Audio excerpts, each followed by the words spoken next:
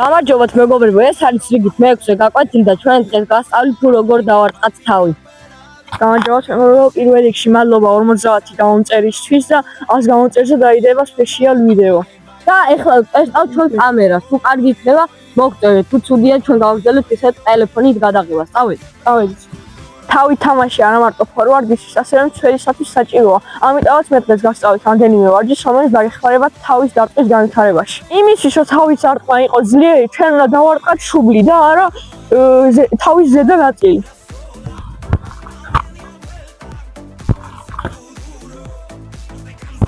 ეს ვარჯიში დაგეხმარებათ იმისთვის, რომ კუთხეიდან ჩაწოდებულ ბურთზე სწრაფად ითამაშოთ და გაიტანოთ გოლი. ბურთი წოდება გვერდიდან, ჩვენ უნდა დავარტყათ ბურთს შუბლით, ჩვენ უნდა დავარტყათ გვერდიდან ნაწილი და თავი უნდა მოვიხსნათ ძლიერად. თუ ჩაწოდების დროს თუ შენ გფარავენ მოწინააღმდეგე გუნდის ფეხბურთელები, უნდა შეეცადო რომ გახვიდეს საჯარიმოს გარეთ და ჩაწოდების მომენტში შემოირბინო სწრაფად. ეხლა მეგობრებო, შემოგთავაზებთ თავების დარტყმების სერიას. წავედით.